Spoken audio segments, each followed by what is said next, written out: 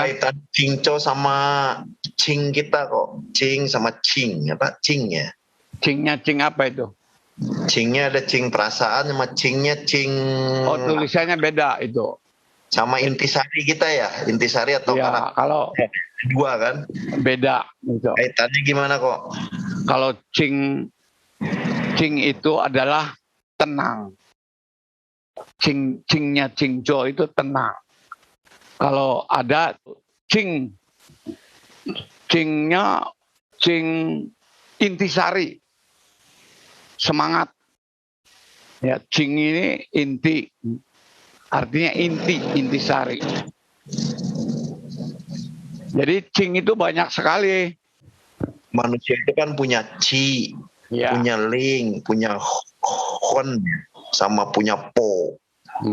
Lalu juga punya yang namanya Cing kan ya, Cing di dalam itu kaitan ya, intisari. Intisari. Yang mengandung Cing ya, Cing ya, tujuh perasaan ya. Nah itu Cingco itu kan kaitannya sama mengendalikan karakter buruk kita lah, kurang lebih kayak gitu ya. Tolong dijelasin.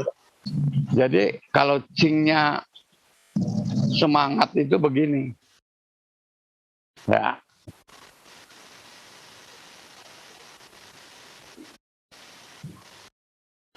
Nah ini artinya hijau atau tenang seperti yang tadi. Nah ini artinya padi ini. Sebetulnya padi itu adalah makanan orang yang memberi kehidupan jasmani sebetulnya ini. Tapi artinya bahwa manusia memperoleh tubuh dari orang tua horizontal. Kemudian roh dari Tuhan memberi yin yang. Nah, yang di atas dan yang di bawah. Ya kan? Jadi ini agar bisa tenang dalam pengertian. Tenang antara ini dan ini dan ini, tenang semua. Maksudnya bukan tenang diam, tapi ada dalam keseimbangan kan gitu. Sebetulnya kayak gitu. Nah, inti daripada itu semuanya adalah kalau keseluruhan nih namanya jiwa, semangat secara keseluruhan. Ini Cingsen ini kalau mau dibahas lebih jauh sih. Sen ini sennya Chin Beng ini. Kalau Cingsen berarti semangat. Nah, semangat itu adalah pribadi kita. Nah, semangat kita harus terarah kepada yang ini. Keseimbangan antara lahir dan batin. Itu muncul inti.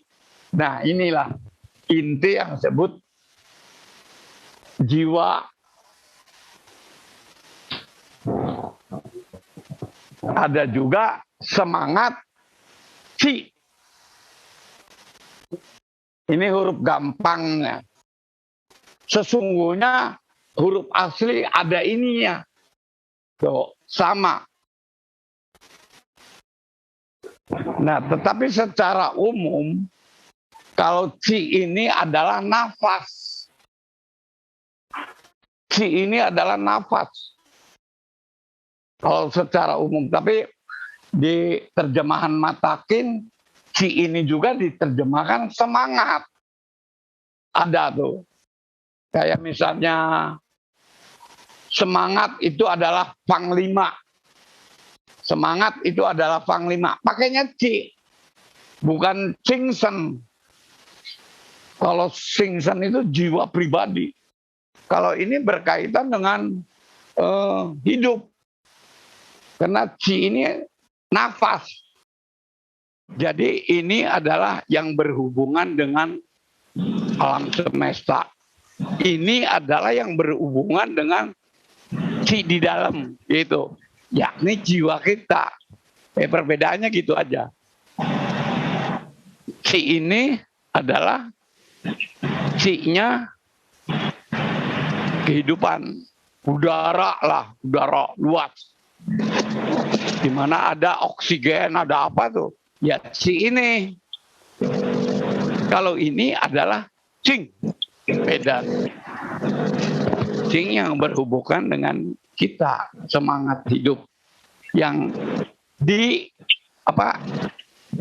diusahakan oleh manusia lah. Ini yang diusahakan oleh manusia. Kalau nafas kan kita nggak perlu kan sebetulnya nafas, ya kan?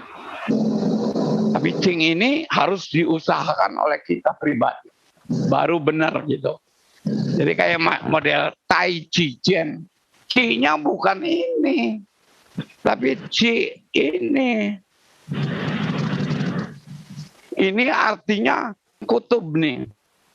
Bagaimana antara kutub utara dengan kutub selatan mempunyai kekuatan menjadi magnet. Sebatang besi bila digosok terus-menerus sehingga molekul-molekulnya satu arah menimbulkan kekuatan magnetik. Kemampuan daya tarik ya, magnet. Demikian juga kalau manusia melakukan latihan Tai Chi, termasuk tadi yang latihan Jingco, itu sebetulnya yang dilatih Chi. Kutub ya, nafas yang teratur terus menerus, sama saja besi yang kita gosok terus menerus satu arah. Kosong isi, kosong isi. Sehingga kutub-kutub ini, sel-sel logam ini menjadi satu arah. Ada kutub utara dan kutub selatan menimbulkan kemampuan. Inilah yang disebut ilmu gaib dalam agama Konghucu. Paham ini? Ini sudah jauh sekali ini cerita. Satu mengenai semangat, satu mengenai jiwa, satu mengenai chi, satu mengenai kekuatan gaib, ya. Kemampuan seperti ini. Cuman ini nggak ada rumusnya yang harus tepat, nggak ada. Harus secara wajar dan teratur, baru benar. Karena itu yang tadi saya katakannya, kalau tadi tidak tahu firman, ya tidak dapat menjadi seorang kuncu. Nah, kalau ini tidak tahu li, nah kesusilaan, itu tidak dapat tegak. Nah, li ini adalah, kalau secara umum kan kita nyebutnya kesusilaan. Sebetulnya kedisiplinan dan keteraturan mengikuti hukum Tuhan. Jadi dalam Tai Chi, kalau tidak dilatih rutin ya nggak ada gunanya. Jingco sama, nggak ada gunanya. Kalau nggak dilatih teratur, ngikutin hukum tertentu yang sudah menjadi ketentuan Chen. Jadi manusia ingin menjadi tegak, ya harus ngikutin kesusilaan. Ya ini kalau bahasanya spiritual, ya. Kalau bahasa umumnya sih, tidak tahu kesusilaan, orang tidak dapat menjadi tegak. Ya itu gampang, bisa aja kan. Ya kan, tegak dalam hal apa? Nah kayak gitu. Jadi paham nggak ini? Kelihatannya ayat ini biasa, tapi luar biasa sebetulnya. Itu masih ada ayat ketiganya nih sebetulnya sih. Ada yang ketiganya. Ini ayat ke-1-nya kan tadi. Tidak mengenal firman, tidak dapat menjadi seorang kuncu. Tidak mengenal kesusilaan, tidak dapat menjadi tegak. Perkataan gitu loh yuk. Yen. Tidak tahu kata-kata. Nah, ini sudah penuh ya. Yen-nya itu kan gini. Ini kalau bahasa Wen, bahasa sastra. Ini artinya kata-kata yang ada dalam hati kita. Panggilan Tuhan, ucapan atau sabda Tuhan untuk memanggil manusia supaya jadi berperi kemanusiaan. Makanya Puceyen Wu I Jen tidak dapat menjadi manusia. Masih hanya tidak mengenal kata-kata secara harfiah gitu.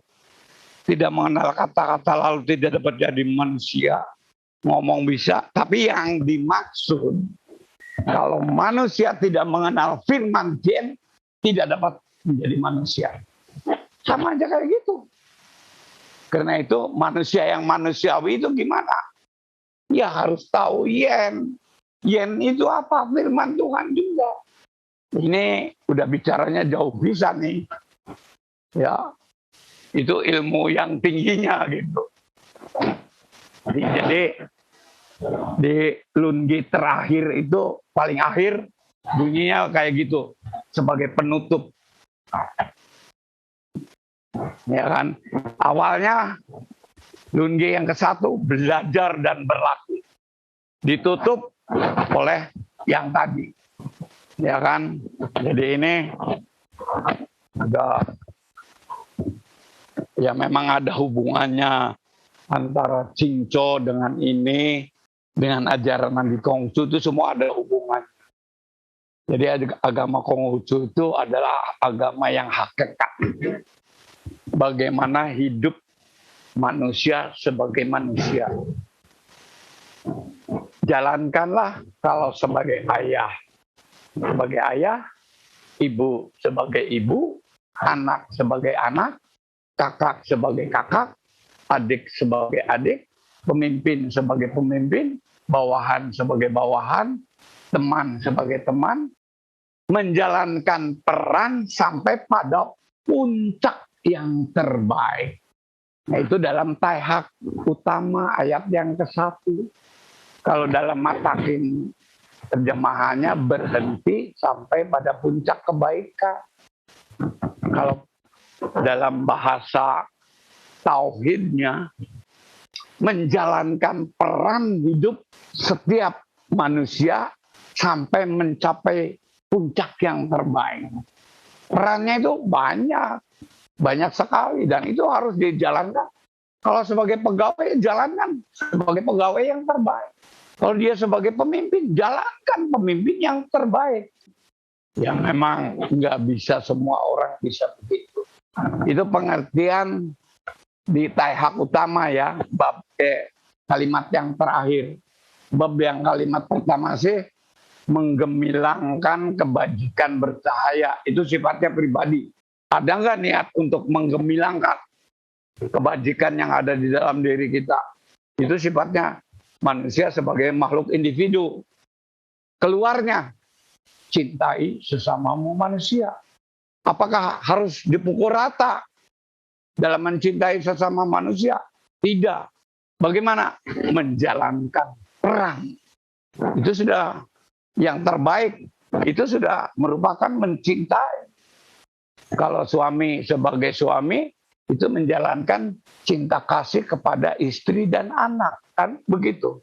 Kalau menjadi pemimpin yang baik, yang terbaik, itu sudah menjalankan cinta kasih kepada bawahan. Penjabaran Taihak utama itu begitu. Ya. Ada pertanyaan? Oh. Ya. Itu kan kalau kita lihat nih yang namanya Ci yang di tadi Kokong Yok ngomong apa kata Kocubu nafas ya. Ya. Jadi kalau kita mengce itu kan dikatakan semangat tuh yang berhubungannya sama jasmani. Kalau udah dia apa kaitan antara cita sama semangat kan ya. Semangatnya itu yang kaitannya sama jasmani, betul ya? Iya. Sudah memenuhi jasmani istilahnya apa gimana saya lupa ayatnya. Nah, kalau yang satu lagi yang namanya semangat apa tadi? Ci ya. Cingsen atau Cing. Ci. Cing ya, itu Cing ya. Kalau yang di batin kan ke dalam ya. Iya. Itu kaitannya sama apa tuh? Kalau yang kaitan sama Sinu Aile yang mana kok? Sinu Aile itu Cing atau apa ya? Kalau Sino Ailo ya ini Ci. Yang Kaitannya berhubungan situ dengan Ci, semangat. Kalau Cing ini sudah kepada arah yang ketuhanan. Jiwanya itu sudah ke arah yang ini namanya Cing. Cing ini. Kalau nafsu apa itu dalam bahasa Huai-nya kok? Bukan Cing ya, namanya Bukan, Cing. bukan. Lain ya. Lain. Soalnya dia ngejelasin seolah nafsu itu Cing gitu ya. Apa ya? Yang Sino Bukan. Cing ini semangat kita yang bersih, yang bening, yang mungkin maksudnya dia itu kali yang Cing kali ya, yang ada 7 perasaan itu kali ya. Dia Cing itu mungkin yang Sino Aile maksudnya ke situ bukan? Nah, iya itu. Cingnya itu perasaan, bukan Cing ini. Beda. Cicing tulisannya begini. Ini hati. Nah, ininya sama kayak gini hijau. Kayak apa namanya yang tadi itu. Ini sama aja ini. Tulisannya. Nah, ini ada hati. Nah, ini perasaan ini. Artinya perasaan ini. Jadi memang bahasa Mandarin itu sulitnya begitu ya. Kadang-kadang suaranya sama tapi artinya beda gitu. Nah, kadang-kadang memang yang menerjemahkan itu harus hati-hati itu sebelah situnya yang sering bikin bingung gitu ya. Jadi cicing ini cing ini perasaan. Cing perasaan. Jadi beda sekali, bukan cing yang ini. Ini semangat atau jiwa kita yang mengarah kepada Tien ini. Namanya cing. Kalau yang namanya cicing itu bukan menanggapi Sino Aile kok. Iya. Jadi kalau Sino Ailo kan cuma 4. Dikasih 7 karena ada birahi, keinginan, sifat buruk. Tambahannya ini 3 itu. Jadi sebetulnya sama aja sih. Masalah birahi ya berhubungan dengan kesenangan kan. Masalah sifat buruk ya berhubungan dengan rasa marah. Ya kan sebetulnya terkait juga. Cuman di dalam Lici itu dijabarkan menjadi 7 inti daripada nafsu manusia itu. Dengan yang 4 itu berdasarkan imbangan daripada 4 yang baik, jinjiliti, dan 4 yang buruk, Sinu Ailo gitu. Jadi teori 1 menjadi 2 Im Yang, ya kan? Im Yang, lalu ini menjadi 2 jadi 4, 1, 2, 3, 4, ini juga sama gitu. Jadi dari 1 melahirkan Im Yang melahirkan 4.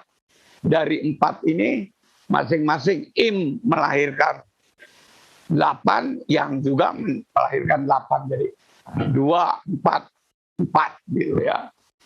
Nah, ini berhubungan dengan 1 roh dari Tuhan.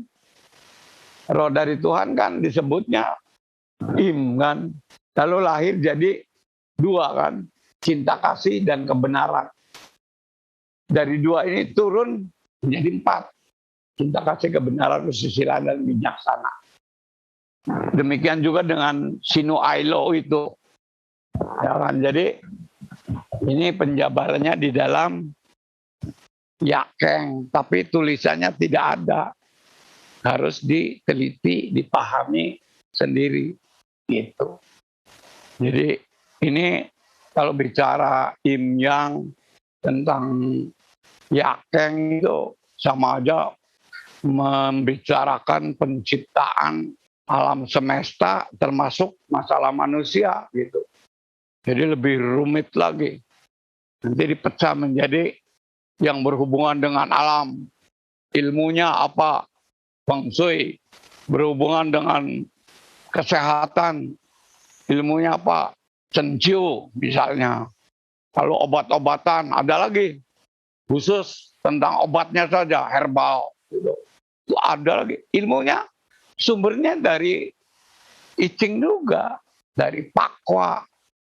Dari Im Yang gitu. Ilmu silat ya sama aja. Kayak gitu. Karena itu umat Konghucu harus belajar dan berlatih. Ya. Belajar dan berlatih. Termasuk urusan Qingzhou juga. Kita lagi belajar nih, tapi tidak dilatih, tidak ada gunanya. Akan menimbulkan manfaat. Gitu. Nggak ada kan.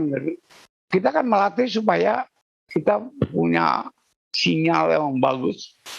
Bisa menangkap sinyalnya Tuhan gitu. Nah, kita memang sudah ada. Misalnya rasa iba, itu sudah mulai muncul. Kalau kita sering dilatih, setiap ada perasaan kasihan, kita tolong. Setiap ada rasa iba, kita bantu gimana. Itu cinta kasih. Baru connect betul, nah itu namanya PJ. Kalau belum connect bisa ya belum. Nah, istilahnya baru berusaha beroleh iman. Kalau iman sih udah otomatis. Ya, itu karena dari Tuhan. Jadi kalau di agama Konghucu untuk Peitian nggak mesti meninggal dulu gitu ya Pak maksudnya? Iya, artinya kalau Peitian ketika hidup, dia hidupnya baik. Peitian dengan Tuhan sih pasti hidupnya baik. Ketika di dunia pasti baik. Jadi nggak mungkin lah orang bisa Peitian tapi hidup di dunianya nggak baik, nggak bisa. Makanya coba baca tuh yang punya Susi tentang pangkal bahwa manusia itu dengan sekuat tenaga belajar dan penuh kesadaran batin itu nggak laki-laki nggak perempuan siapa saja bisa tercapai. Coba dibacain dong. Meneliti hakikat tiap perkara kan. Ya. Ayat demikianlah yang dinamai mengetahui pangkal dan demikian pula lah yang dinamai memperoleh pengetahuan yang sempurna. Bab 5 yang menerangkan hal meneliti hakikat tiap perkara ini sudah hilang, maka di sini dipetikan buat tulisan Tiacu yang boleh menggantikan bagian itu. Adapun yang dinamai meluaskan pengetahuan dengan meneliti hakikat tiap perkara itu ialah bila kita hendak meluaskan pengetahuan, kita harus meneliti hukum atau li sembarang hal sampai sedalam-dalamnya. Oleh karena manusia itu mempunyai kekuatan batin, sudah selayaknya tidak ada hal yang tidak dapat diketahui. Selain itu juga karena tiap hal di dunia ini sudah mempunyai hukum tertentu. Tetapi kalau kita belum dapat mengetahui hukum itu sedalam-dalamnya, itulah karena kita belum sekuat tenaga menggunakan kecerdasan. Maka kitab Taihak ini mula-mula mengajarkan kita yang hendak belajar supaya dapat menyelami dalam-dalam segala hal ihwal di dunia ini. Seorang yang mempunyai pengetahuan hukum itu sedalam-dalamnya akan menjadikan ia sanggup mencapai puncak kesempurnaan. Kita dengan sepenuh tenaga mempelajarinya, saya pada suatu pagi walaupun mungkin lama kita akan memperoleh kesadaran batin yang menjalin dan menembusi segala-galanya.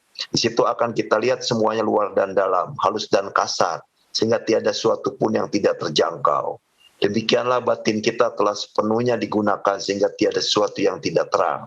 Demikianlah yang dinamai mengetahui pangkal dan demikianlah pula yang dinamai memperoleh pengetahuan yang sempurna. Itu kan ya Kak ya? Iya. Jadi hebat kan sebetulnya dari ayat ini aja juga. Jadi setiap orang itu bisa mencapai itu. Untuk mencapai kesempurnaan. Tapi yang penting mengerti dulu hukum segala hal. Karena kalau diteliti itu pasti suatu saat ini ketemu, oh hakikatnya ini begini. Ya kayak ilmuwan sajalah peneliti-peneliti itu tentang terciptanya HP, tentang terciptanya kapal terbang. Kemodernan itu kan berpangkal dari pengetahuan hukum yang hakiki ini sehingga tercipta begitu. Demikian juga dengan kemanusiaan. Jadi manusia itu sebetulnya hebat kalau maksimal dijalankan sesuai dengan hukumnya gitu. Hanya kita tidak menyadari harus bagaimana. Kasihlah buku sesu ini. Ini bukan hanya melulu tentang bagaimana bertingkah laku loh. Kalau mampu menjalankan dengan baik, jangan khawatir akan kekurangan rezeki. Percaya itu. Rezeki yang akan datang menghampiri. Bukan kita mencari rezeki. Rezeki yang akan menghampiri kita. Di mana kita butuh, ada. Tapi ya mampu nggak ngikutin firman Jen ini, ya kan? Jadi jangan merasa susah kalau misalnya hidup kita pas-pasan aja. Jangan merasa susah. Dengan tekad yang teguh, pasti akan ada. Ini bicara tentang duniawinya. Karena itu pasti efeknya ke sana. Kebajikan itu akan membawa berkah. Cuman jangan menilai duniawi itu yang namanya berkah itu harus kaya raya, nggak mesti. Ya, bisa juga panjang umur, sehat lahir batin, ya kan? Itu berkah. Bohong lah kalau bilang demi makan, masa makan sekarang sudah nggak jadi masalah, ya kan? Orang itu kadang-kadang lebih cenderung memanjakan inderanya aja. Ingin melihat pemandangan yang indah, ingin menikmati makanan yang indah, itu kan memanjakan indera. Seolah-olah itu adalah rezeki atau kebahagiaan. Tidak, bukan. Anda nggak akan pernah merasa puas kalau hanya melihat begitu saja. Suatu saat muncul lagi, jadi nggak pernah terpenuhi lah kepuasan. Tapi beda kalau kebajikan membawa berkah. Ya, gimana? Itu kalau yang Ci semangat yang apa perwujudan dari Sen itu yang mana ya kok ya? Yang di dalam yang Lici. King. Yang di Lici yang mana? King ini yang di Lici.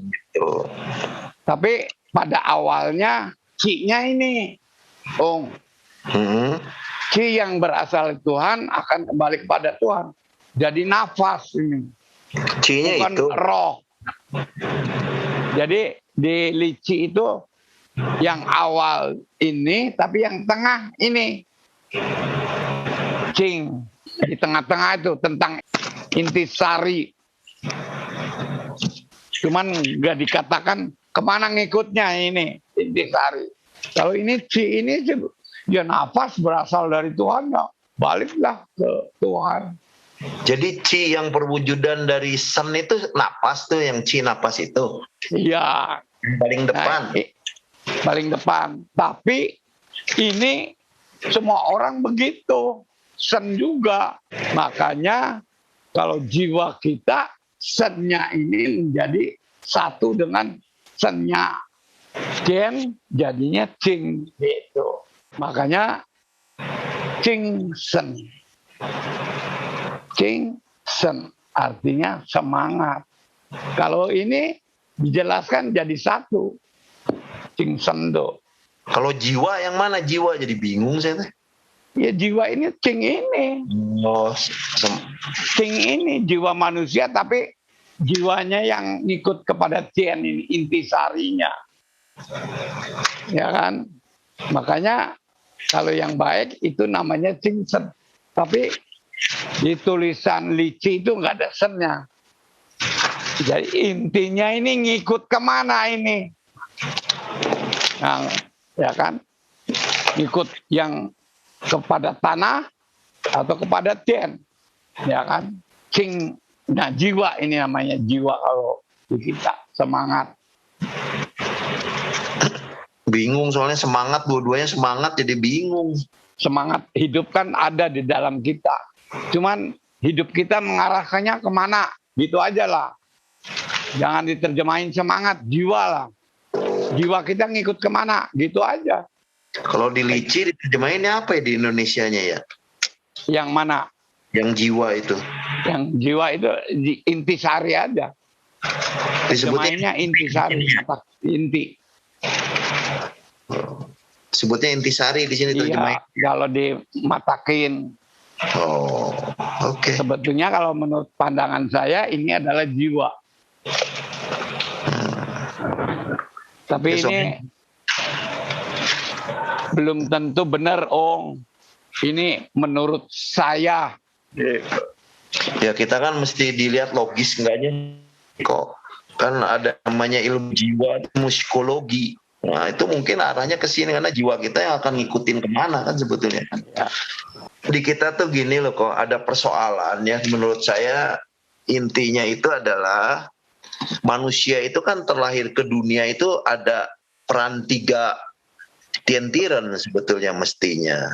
Ada peran Tuhan, ada perannya bumi, ya, ada perannya manusia dalam hal ini orang tua kita. Itu semua harusnya di dalam diri manusia itu tercampur. Jadi bukan hanya 2, kalau di kita tuh ada 3, ya kan, ada Tien, Ti, sama Ren, ya kan.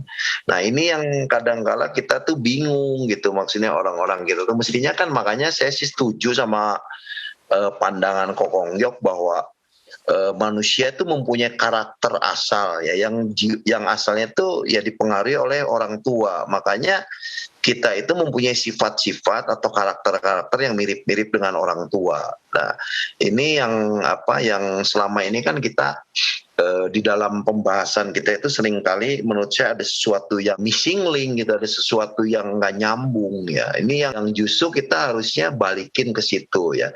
Dan satu hal ya, kalau saya sih kadang-kala ya, jadi Tien itu ya ini nggak tahu bener nggak tahu nggak ya Pak ya. Tien itu seringkali manusia itu seringkali memperoleh dari firman Tien itu seolah-olah watak sejati kan ya, di dalam diri manusia. Nah persoalannya manusia itu kan punya yang namanya ya nafsu ya, sinu aile. Nah kita tuh seringkali memandang itu tuh baik dan buruk. Nah ini menurut saya itulah yang menyebabkan kita itu terjebak ya dengan istilah baik dan buruk.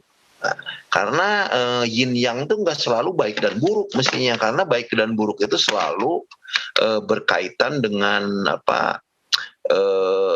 cara berpikir kita dengan prinsip yang dikotomi gitu, benar-benar terpisah ya. Padahal di dalam konsep Konghucu kan nggak gitu. Misalnya kalau kita ngomong yin ya, itu adalah negatif, yang itu adalah positif. Orang seringkali memandang negatif sesuatu yang jelek gitu. Padahal kan negatif di sini, negatif positif di sini, menurut saya sih kaitannya seperti kita itu kayak listrik gitu loh. Ada kutub negatif, ada kutub positif, bukan sesuatu yang baik dan yang buruk seperti yang dipandang oleh agama-agama lain. Makanya kenapa kita di nafsu itu bukan sesuatu yang buruk kalau menurut saya, yang namanya sinu aile itu ya, tetapi memang potensi diri kita itu kan satu adalah yang namanya watak sejati kita, yang kedua adalah nafsu. Makanya kenapa nafsu itu mesti kita tetap di dalam tadi kan mesti di dalam batas tengah ya. Iya. Nah ini yang mesti hati-hati menurut saya dengan istilah-istilah ini ya, karena kalau enggak kita terjebak dengan pemahaman-pemahaman yang keliru. Makanya dari tadi saya ngomong nanya ke Kong Yok, meyakinkan bahwa yang namanya jiwa itu yang mana sih sebetulnya? Oh ternyata yang itu, yang di atas itu ya, Qing ya. Iya. Itu jiwa. Dan memang mestinya kan kita itu di hidup ini kan gimana jiwa kita itu harusnya mengarah kan ya kok ya, betul nggak? Harusnya. Mengikuti yang mana gitu, mengikuti ke arah yang duniawi istilahnya, atau mengikuti yang rohani, atau yang balance, kan mestinya gitu ya. Iya. Rasanya sih begitu ya. Kita kan agama Konghucu nggak pernah menganjurkan umat Konghucu jadi orang yang memperhatikan masalah rohani aja, kan nggak benar juga. Kita harusnya memperhatikan rohani sama memperhatikan jasmani, ya kan? Mestinya kan gitu ya. Iya. Tapi secara seimbang kayaknya sih harusnya gitu. Makanya kalau bisa istilah yin yang ya harus tetap yin yang, jangan diterjemahkan negatif positif gitu. Jadi itu boleh dikatakan tapi hanya sekedar contoh. Arti yang sebenarnya bukan itu gitu. Harus dijelaskan. Makanya istilah yin yang itu pakai terus gitu. Nggak ada padanan katanya sih yang tepat. Kalau negatif ya itu nantinya buruk. Jadi istilahnya. Terus ini lagi kok saya pikirnya kayak tadi ya masalah nafsu ya sama watak sejati. Menurut saya yang namanya nafsu itu sifatnya netral sih mestinya. Tapi kalau kita udah berbicara mengenai Qing, yang nafsu ya sine aile itu harusnya bersifat netral. Dia bukan baik dan buruk ya. Tapi modal kita gimana kita bisa mengembangkan kehidupan ini ke arah yang lebih maju ya. Tapi kalau kita udah berbicara mengenai 7 perasaan, itu baru mulai berbicara mengenai buruk kok. Kalau menurut saya sih ya, karena itu udah ada pengaruh dari orang tua kalau di dalam apa hal itu. Jadi memang Kok Kong Yok pernah ceritain ke saya bahwa gimana yang namanya 7 perasaan tuh cicing itu merupakan tanggapan terhadap sino aile. Sebenarnya harusnya gitu. Jadi sino aile itu sesuatu yang netral. Tapi pada saat orang tua kita telah mewariskan sesuatu, ada yang namanya karakter asal kita yang mungkin sifatnya buruk gitu. Nah ini yang mestinya kita endapkan dengan cara melakukan cingco salah satunya supaya nanti karakter baik kita lah yang akan muncul. Kurang lebih gitu yang saya tangkap sih kok. Kok Kong Yok ceritain dulu tuh, nggak tahu bener apa enggak gitu. Ya begini, memang itu yang namanya Sinu Ailo itu sama aja jin giliti gitu. Cuman ini jadi Tuhan memberi, semua orang ada itu. Nah cuman dalam kehidupannya ini orang kenapa yang Sinu Ailo, pemarah aja. Ada yang mudah marah, tapi ada yang nunggu sampai berkali-kali baru bisa marah. Tapi tetap ada kan, marahnya itu tetap ada. Jadi Sinu Ailo itu sama aja dengan firman juga. Sama, makanya yang disebut si itu termasuk itu juga. Cuman kalau yang baik, sudah lain namanya. Yang tidak baik, ya ini bukan tidak baik, daya hidup. Ini daya hidup. Tuhan memberi loh daya hidup ini. Kalau enggak mungkin kita bisa berkembang biak lah. Nah, cipo itu hanya penjabaran lah dari daya hidup ini. Sama aja pate, 8 kebajikan. Itu penjabaran dari jin giliti, sama aja gitu. Jadi memang tadi benar dikatakan bahwa bersifat netral, memang begitu. Tuhan menciptakan dua-duanya gitu. Ya, sejak lahir aja kita sudah, kalau kelaparan nangis deh. Ya seolah-olah itu naluri yang berhubungan dengan Sinu Ailo itu. Dia tidak merasa senang. Kalau lapar kan, dia bentuknya marah atau sedih jadi nangis, minta dia. Itu memang daya hidup. Jadi nggak boleh dibuang. Itu kalau kita ingin menjadi manusia yang manusiawi. Makanya yang namanya Chung Yung itu tidak boleh miring gitu. Manusia itu nggak boleh terlalu ke nafsu aja.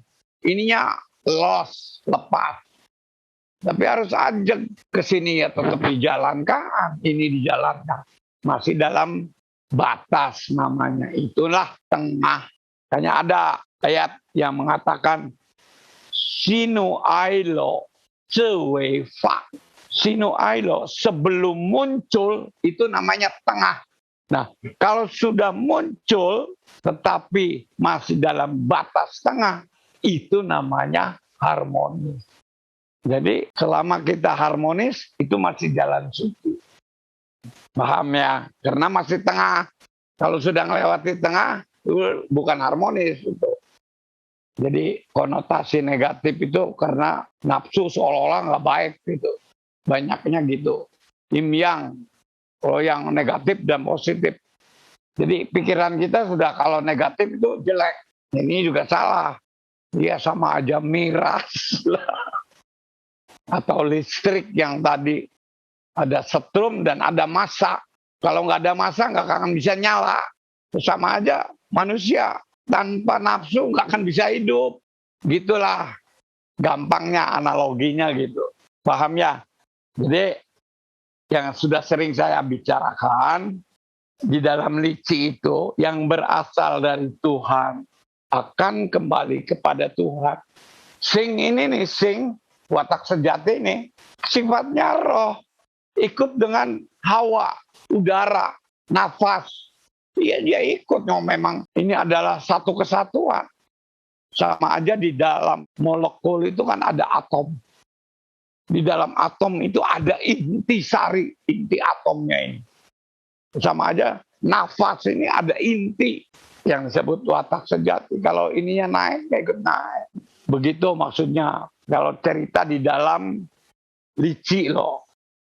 Kok ini saya bacain ya ayatnya yang nafas tuh yang di atas kan, yang intisari itu ci yang di bawah. Ini soalnya dua istilah ci, saya baca aja nih ya. Ya. Chaiwo berkata, saya sudah mendengar nama kue atau nyawa dan sen atau roh, tetapi belum mengerti apa yang dimaksudkan dengan sebutan itu. Nabi bersabda, chi atau semangat kalau di sini kan, itulah wujud berkembangnya daripada sen. Po atau badan jasad itulah wujud berkembangnya daripada kue. Berpadu harmonisnya kue dan sen itulah tujuan tertinggi ajaran agama. Semuanya yang dilahirkan pasti mengalami kematian. Yang mengalami kematian pasti pulang kepada tanah. Inilah yang berkaitan dengan kue. Tulang dan daging melapuk di bawah. Yang bersifat yin atau negatif itu raib menjadi tanah di padang belantara. Tetapi chi berkembang memancar di atas cerah gemilang. Diiringi asap dan bau dupa yang semerbak mengharukan. Ini sari daripada beratus jat, perwujudan daripada sen. Nah ini maksudnya chi yang kedua sama sama yang pertama nggak kok? Yang nggak sama. Jadi gini nih ya, harus paham bahwa udara ini merupakan nafas kita. Di dalam nafas itu ada sen. Nah itu balik lagi kan. Itu kan tadi simbol daripada sen sebetulnya sih. Tapi kita harus perhatikan sen ini merupakan kehidupan yang membuat kita hidup. Ada sesuatu yang lebih inti lagi yang merupakan firman. Nah, di sana kan nggak disebutin, nggak ada istilah firman Tuhan itu. Tapi diumpamakan sen. Karena sen itu bagian yang baik. Nggak disebut sing kan. Nggak disebut tianming. Tetapi sen, sesuatu yang baik. Isinya apa? Isinya itu perintah Tuhan yang disebut sing gitu. Di dalam nafsu juga adalah udara juga, nafas juga. Di dalam isinya ada sinu ailo. Cuman dia melekatnya berhubungan dengan badan. Paham nggak Om? Si ini juga ada sennya. Ini udah pasti naik ke atas. Iya. Ya kan?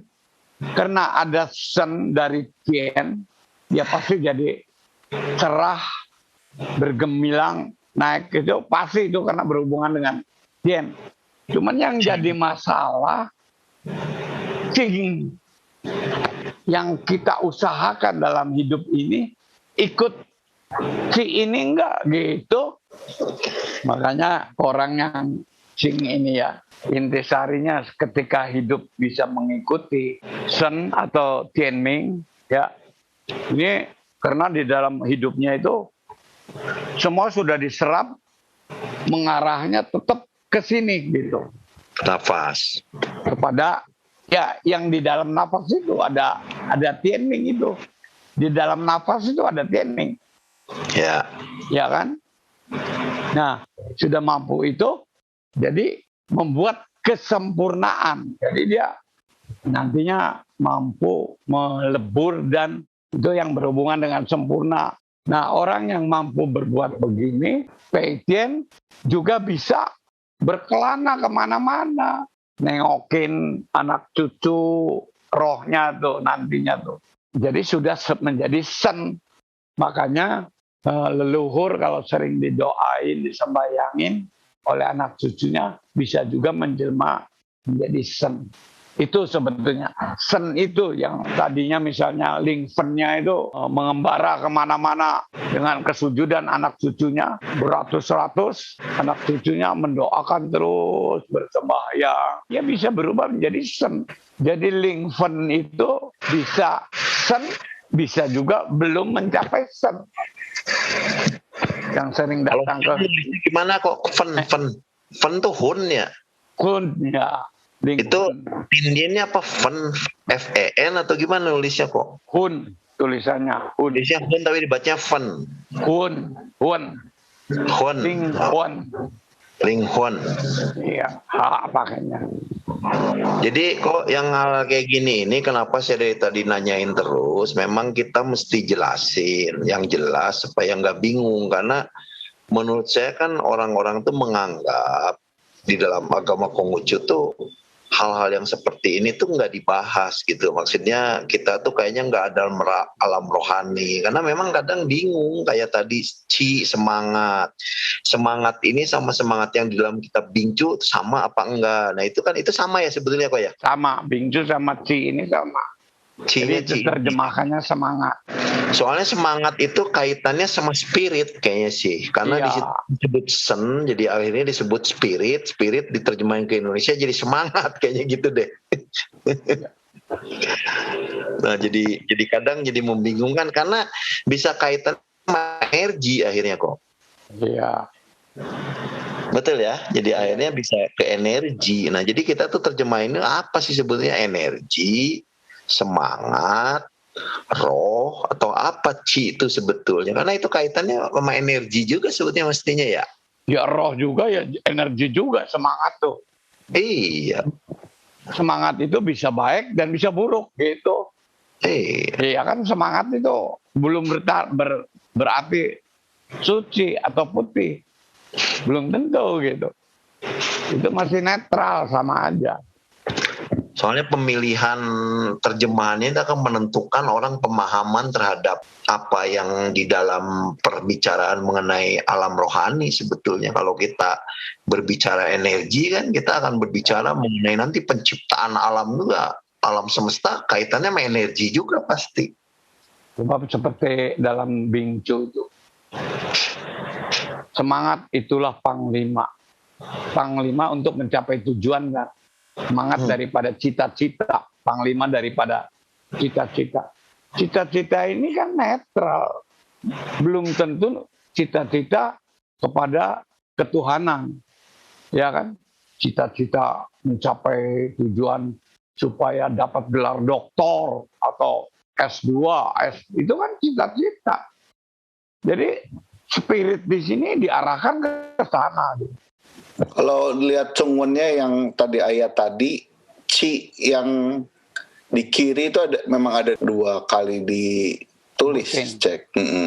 Cing juga ada di belakang-belakang tapi. Ya. Jadi yang pertama tuh Ci-nya betul yang kiri ini. Lalu di tengah-tengah ada lagi Ci ini, kata ini tuh. Baru di belakang-belakangnya nggak ada lagi, munculnya Cing semua. Ya kalau yang pertama itu Ci yang mengatakan ini ada sennya kan, kalau yang pertama. Berarti Ci dengan sen itu merupakan satu kesatuan. Kalau dalam bahasa kita ini adalah roh Tuhan Tianming naik bersama harumnya dupa itu kedua. Di sana tidak disebutkan Ci dengan sen, enggak. Tapi Ci yang dari Tuhan ini naik. Makanya disebut terang benderang gitu. Tapi merupakan satu kesatuan karena dianggap sudah dijelaskan di awal. Ci adalah perwujudan daripada sen kan. Ya. Nah, ya kan itu. Karena sudah dijelaskan di atas, di bawahnya kan nggak dijelasin lagi. Yang keduanya nih, bahwa Ci itu yang perwujudan dari sen ini pasti akan menjadi terang benderang kan. Cuman itu sudah kodratnya harus begitu. Kalau Ci dari Tuhan sih, ya kan pasti naik terang benderang karena ada sen di sana, paham nggak? Coba.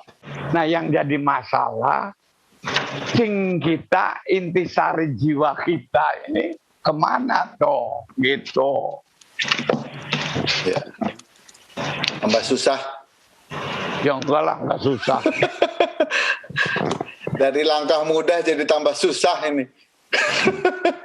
Ini materinya boleh dijadiin intisari, ini panjang soalnya bagus. Maksudnya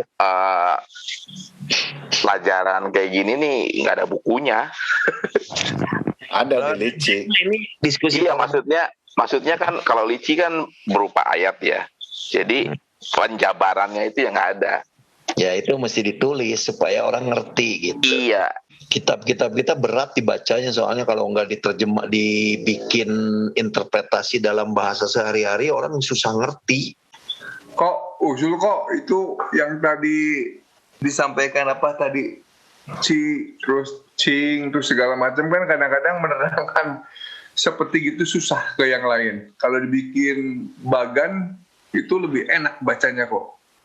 Kali ya. Jadi ya meskipun tidak sempurna tapi kan bisa artinya yang sepintas malas baca itu kan kalau lihat grafik atau lihat diagram biasanya lebih nyerap sedikit lah. Ya kita harapkan tidak bisa baik 100 ya dapat 10 atau 20% aja udah lumayan bagus. Itu sebetulnya cerita di Lici itu tentang orang yang sesudah mati itu nantinya. Jadi bukan lagi tentang cerita ajarannya kan. Pokoknya yang terakhir itu akan begitulah gitu kan. Jadi sesudah mati gitu. Kondisinya gimana gitu kan. Ya, tapi butuh juga sih kok. Banyak juga yang suka nanya-nanya yang kayak gitu dah. Orang-orang kadang-kadang suka disama-samain dengan agama yang lain. Jadi kitanya keder juga menjawabnya. Kalau misalkan banyak yang bertanya. Iya, kalau untuk di Indonesia sih pasti hampir semua berpikiran begitu. Iya. Jadi Ya, beberapa yang memang bersinggungan sih harusnya adalah jadi untuk yang pegang siapa, jadi misalkan yang meskipun yang sekarang rajin ke Litang atau belajar agama belum tentu artinya bisa semua menjawab hal yang sama lah gitu kan. Sebetulnya itu istilahnya goalnya kan ketika orang mati sih soal. Nah tetap aja goal ini nggak akan bisa tercapai tanpa sebelumnya mati ini ketika dia hidupkan gitu. Jadi intinya sih pelajaran ini harus gitu, jalan hidup ini harus yang benar. Goalnya nanti seperti yang di Lici yang tadi dibahas itu. Ini ya kok ya, kan selama ini ya kalau ngejelasin kan adanya tuh kan kalau manusia itu ya sen sama kue. Sen itu ada ci, ada ling. Kue itu hun sama po. Dia selalu terjemah gitu kan. Saya tuh tetap yang masih jadi ganjelan saya sebetulnya posisi cing sebetulnya. Jiwa ya. Itu kan nggak ada di situ mah. Ya ini menurut saya harus ditambahin karena. Nah itu karena kita membaca buku itu sebetulnya pengertian kita itu untuk kita. Iya. Kita ini nggak ditulis. Karena menurut saya kalau di situ kan cing ada kan huruf cing di dalam. Oh iya ada. Iya, jadi menurut saya soalnya ini ada sesuatu yang saya rasa tetap ada yang nggak pas sih kok. Jadi kalau kita berbicara sen sama kue itu selalu kan berbicara dari cien sama kun katanya sama kun ya. Jadi ada dia berbicara Tuhan dari langit dan bumi, tapi ada unsur orang tua yang terlewat menurut saya sih. Nah ini sebetulnya menurut saya itu yang mesti kita. Kenapa saya tuh lagi mikir ya. Pengen masukin hal ini karena tetap manusia itu lahir ke dunia nggak melalui orang tua dan orang tua pasti berpengaruh terhadap kita. Kalau kita berbicara mengenai sen sama kue doang ya dengan 4 unsur itu kita yang namanya orang tua tuh sama sekali nggak terwakili sebenarnya kalau saya lihat. Sebetulnya ada yang namanya tien tiren itu kan 3 unsur itu mestinya. Karena hal yang sebenarnya yang jarang dibahas menurut saya, tapi kita mesti bahas orang bisa ngerti gitu.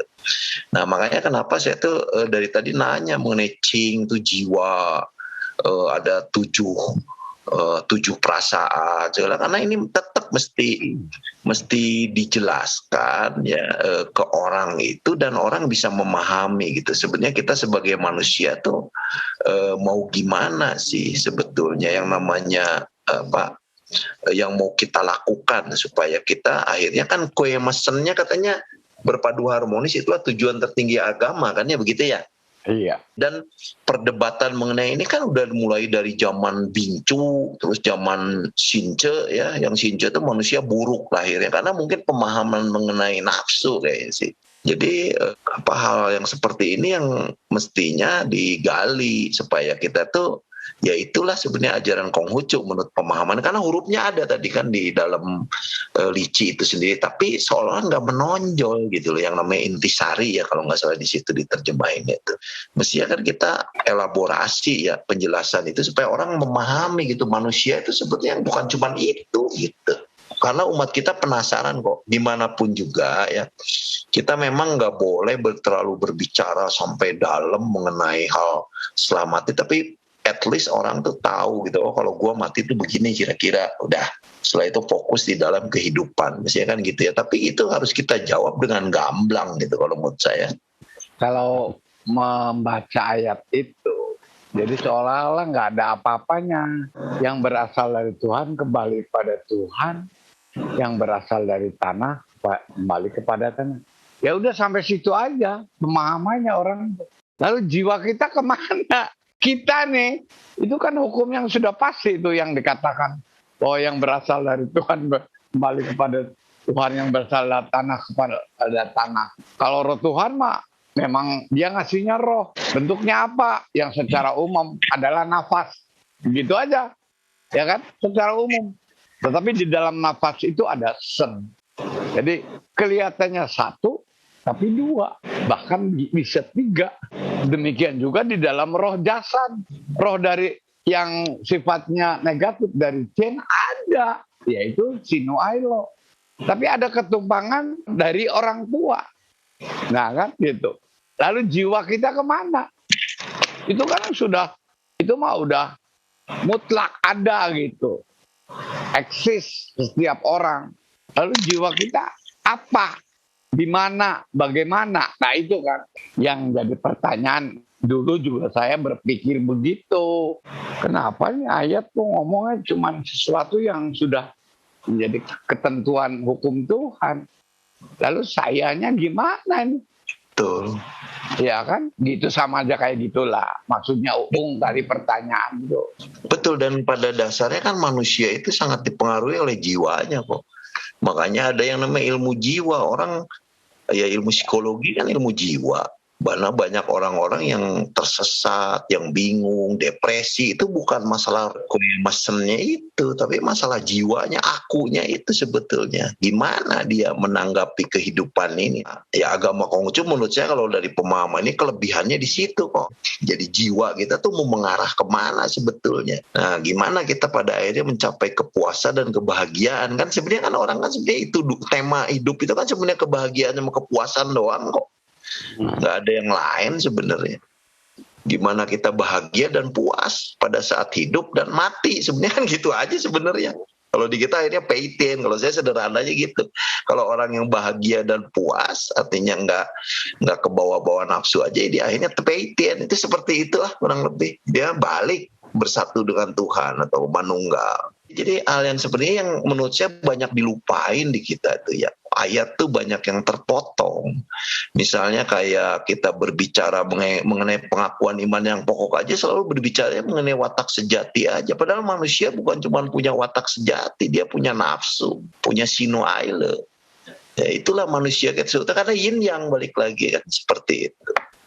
Nah yang seperti ini yang kita mesti balikin sebenarnya ajaran Konghucu yang dalam tuh jangan dibikin. Jadi seolah manusia itu akhirnya difokuskan untuk menjadi makhluk rohani gitu. Itu yang menurut saya ya nggak benar juga ya. Kita terus aja berbicara mengenai kesucian, mengenai aku. Padahal manusia kan nggak begitu. Manusia itu punya jasmani, punya rohani, punya watak sejati, punya nafsu, punya apa. Gimana supaya jadi balance kan sebenarnya kan. Supaya cunghe kalau di kita disebutnya ya Pak ya.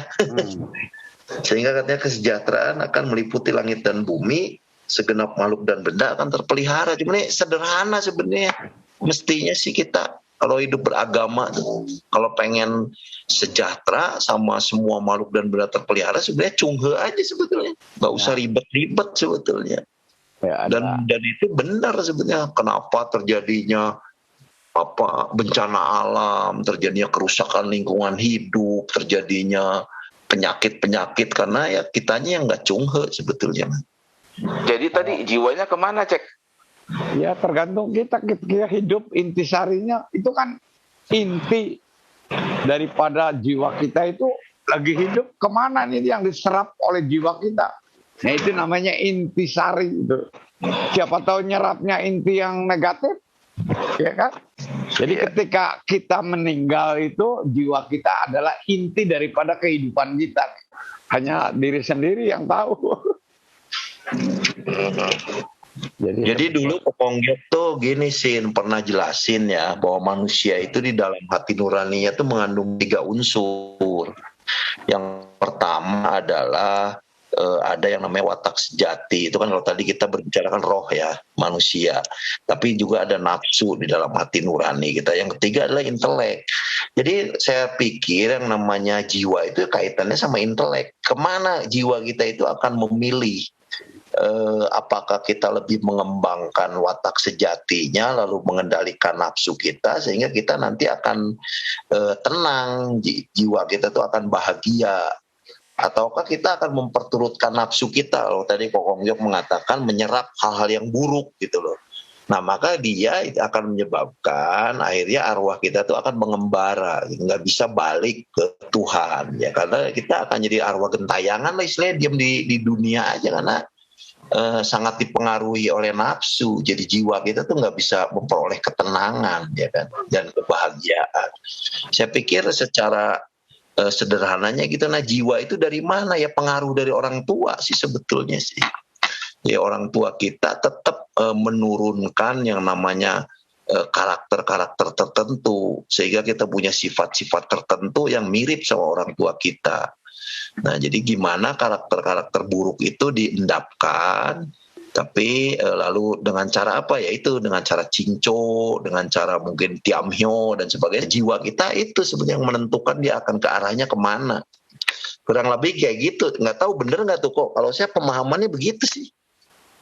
Ketika lahir itu sebetulnya karakter dari orang tua itu melekatnya dengan jasmani lah gitu.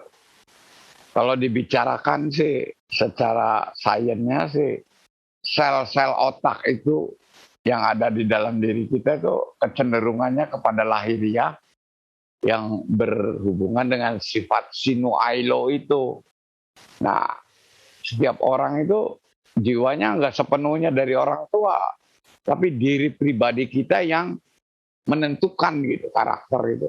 Cuman memang ada pengaruhnya. Bawaan orang tua itu ada itu. Sedikit banyak tuh ada. Jadi roh yang ketiga yang disebut roh kita, jiwa kita lah. Itu sebetulnya berdiri sendiri, Om. Cuman betul, kecenderungannya lebih dekat kepada sifat orang tua gitu. Berdiri sendiri. Peleburan ya. Iya. Cek. Belum, bukan peleburan. Terjadi pengaruh kuatnya tuh. Karena berhubungan dengan jasad soalnya. Ya kalau itu mah karena saraf-saraf di otak kita itu lebih cenderung ke ada kenikmatan, lidah, telinga, ya mulut itu, lalu perasaan yang berhubungan dengan kesenangan gitulah. Ya itu alat kita memang dilahirkan begitu gitu. Terbawa melalui jasad. Ya lebih ke aku tuh ya jiwa. Iya. Ya, aku ini adalah jiwa. Ya makanya ego dong. Ego bukan cek. Ego bukan. Ya pokoknya aku lah. Kamu sin-sin aja lah. Sin-sin pribadi gitu. Saya ini mau ngarah kemana ya? Udah terpisah tuh. Antara warisan orang tua dengan karunia Tuhan. Udah terpisah kalau mengatakan bahwa aku ini siapa? Nah kan gitu. Makanya kadang-kadang orang kadangnya ingin mencari jati diri. Maksudnya jati diri ini apa? Kalau seperti Konghucu kan jati diri kita itu ketiganya dirangkum. 3 roh ini menjadi Chung gitu. Kalau dalam Konghucu. Makanya tulisan yang namanya setia itu Chung, hurufnya tengah dengan bawahnya hati. Di dalam hati itu ada 3 titik, 1, 2, 3. Maksudnya untuk harmonis, setia. Tetap setia kepada hati, harmonis gitu. Ya diri kita ngikutin nafsu, ya diri kita mengikuti firman Tuhan gitu. Jadi makanya nafsu nggak boleh dibuang di situ. Ya, maksudnya setia di situ. Karena itu adalah kehidupan, menjadikan sang akunya itu supaya setia gitu kepada keduanya, akunya itu. Ya coba perhatikan huruf sin, huruf hati itu kan 3 titik gitu.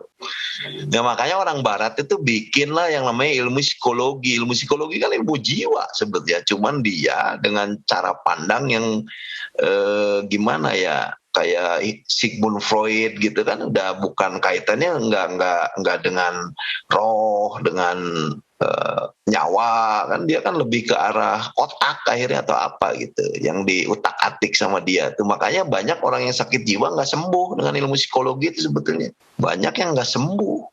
Kalau kita jalanin Konghucu dengan benar, mestinya bisa sembuh sih orang-orang yang nggak benar tuh, yang depresi segala gitu. Cuman kita tuh hal yang kayak gini justru jarang dibicarain sih sebenarnya. Ini yang penting ya, walaupun cara ngebicara ini yang mesti lebih sederhana sih ya. Karena hal yang kayak gini yang penting. Orang bingung sih kok kalau kita berbicara udah ngomong jiwa ya, banyak yang mencampur adukan sama roh, banyak kok. Jadi di kita tuh Sin banyak yang kebingungan sendiri antara roh, jiwa, nyawa. Kalau di kita tuh sebetulnya kalau cek sih berkesimpulannya itu kita tuh manusia lahir ke dunia itu ya tientiren yang berpengaruh tuh dari Tuhan, dari bumi, dari karena ada 3 unsur itu ya. Ya sama manusia, karena itulah yang akan menjawab kenapa sih karakter seseorang itu bisa mirip sama orang tuanya gitu. Bisa mirip sama leluhur nggak, Cek? Ya ada, sama engkong. Ada juga ya. Ya iya, kalau kita perhatiin kok mirip ya dia sama si Inu, apa gerak-geriknya atau apanya gitu mirip ya. Nah karena memang pengaruh dari orang tua ada gitu loh. Disitulah agama Konghucu tuh kelebihannya bisa menjawab pertanyaan. Jadi bukan segala sesuatu tuh dari Tuhan semua, walaupun pada hakikatnya semua asal mulanya dari Tuhan, tapi Tuhan kan udah bagi tugas sebenarnya Mas. Ke bumi, ke manusia kan, manusia ke siapa yang dipilih jadi orang tuanya lah istilahnya mah. Ya itu udah dibagi tugasnya, bukan segala Tuhan gitu. Enggak sebetulnya kalau di kita mah. Makanya kita tientiren tuh menjadi sancai, satu kesatuan yang saling berpengaruh ya kan. Jadi ini banyak menjawab gitu.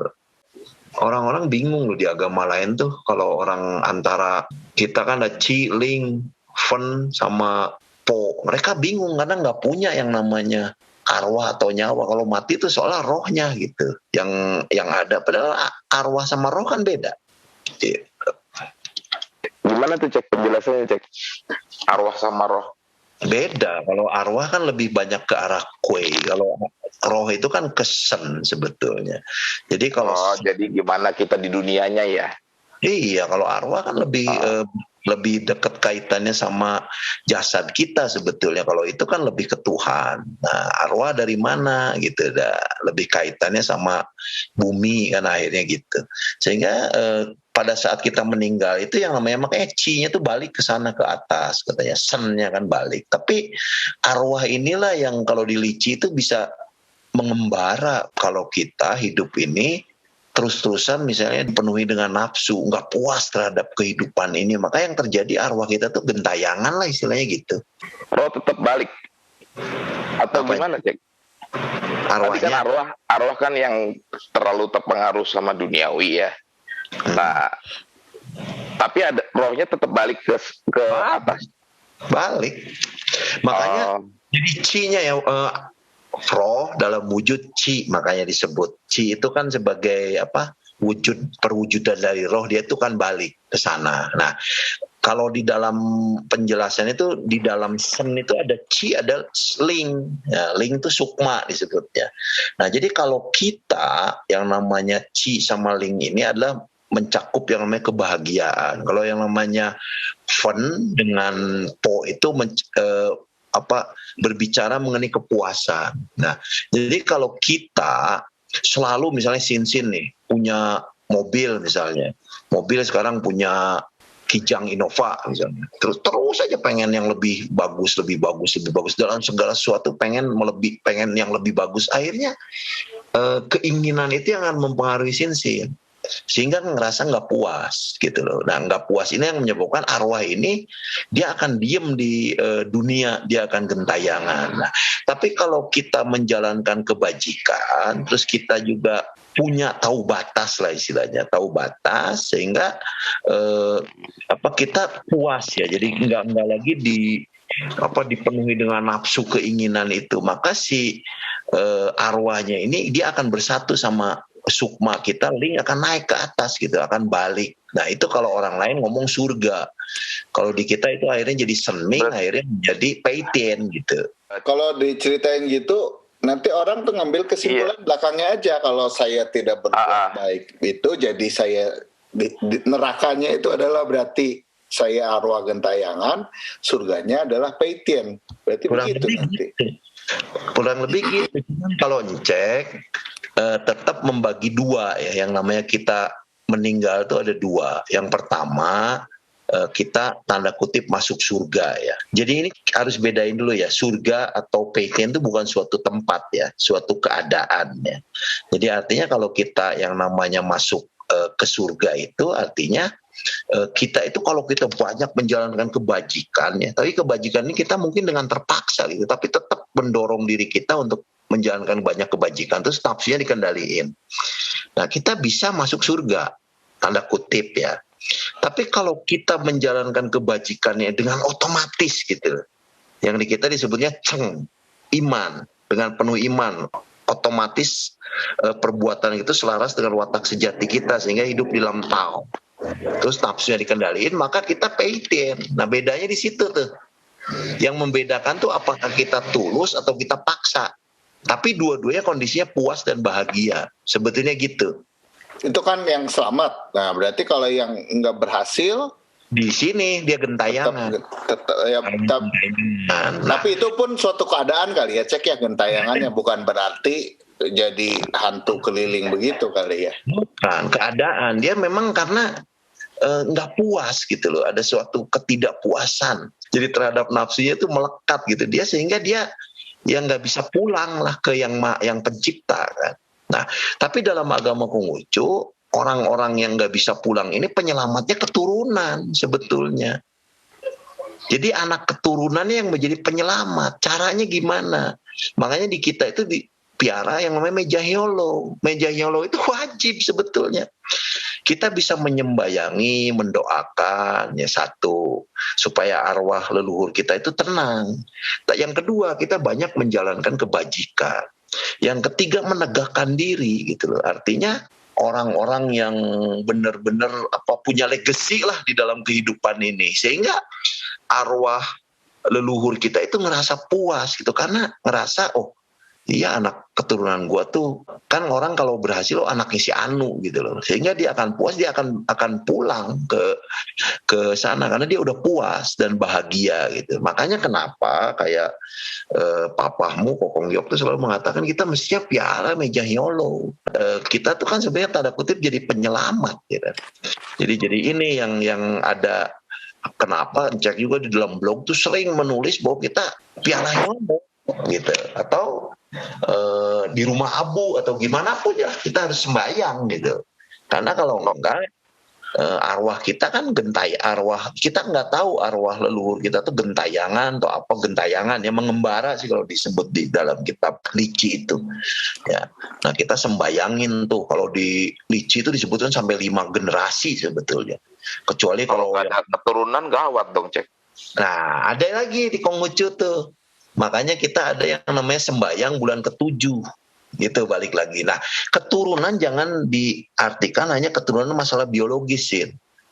Makanya kalau Sin misalnya nggak punya anak, you harus punya penerus ya. Penerus itu artinya penerus ideologi lah gitu, sehingga dialah yang akan menyembayangi dan dialah yang akan meneruskan apa yang menjadi cita-cita gitu. Makanya di kita tuh ada yang namanya meneruskan cita-cita mulia orang tua.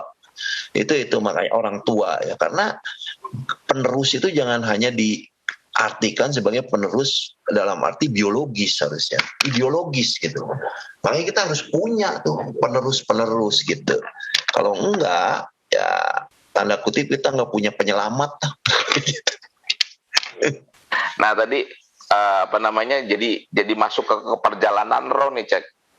Artinya kan istilahnya umat manusia yang bisa Peitian mungkin juga presentasinya nggak terlalu banyak kan, makanya kita masih mungkin juga arwah-arwah leluhur kita kan masih di dunia juga kan sebetulnya. Ya kita nggak tahu. Kita kan bisa panggil leluhur kita juga kan. Bisa. Terus kalau yang udah kelamaan kayaknya susah banget dipanggilnya, malahan marah kan. Jadi mestinya kan arwah-arwah yang udah lama mah jangan dipanggil atau ngapain dipanggil. Mestinya pada saat dia berpulang. Nah kalau dalam Lici itu pada saat orang berpulang lah meninggal dunia, pada saat itu sebetulnya ada pemanggilan roh tuh, pemanggilan arwah gitu loh. Mungkin nggak tahu tujuannya apa, mungkin nitip pesen atau apa kali. Nah sebenarnya arwah-arwah seperti itu tadi yang Kokong Yok jelasin juga, dia bisa kembali ke nengok anak keturunannya melalui mana ya, meja Hyolo sebetulnya mestinya.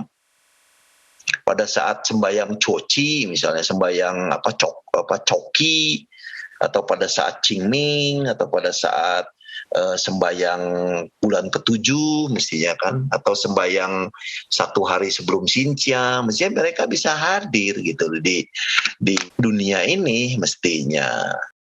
Sepenuhnya berharap pada penerus nggak Cek kalau arwah Cek, maksudnya supaya bisa naik gitu, atau sebenarnya masih bisa berusaha juga di sana? Nah itu kalau di kita nggak membicarakan itu sih. Makanya kenapa Nabi itu selalu harus mengenal hidup dulu sebelum mengenal mati. Karena kalau kita udah berbicara ke arah sana, orang bisa bermacam-macam tuh interpretasinya. Kita udah berbicara surga aja udah beda-beda sebetulnya. Makanya Nabi Kongcu itu selalu mengatakan bahwa ya kita harusnya mengerti hidup. Pasti kita akan mengerti hal setelah mati gitu loh. Jadi kalau udah gitu nanti soalnya berkembang terus tuh pembicaraan, ada 33 level, ada berapa level, ada alam pendewaan kan, jadinya kan susah sekali dibuktiin sebenarnya.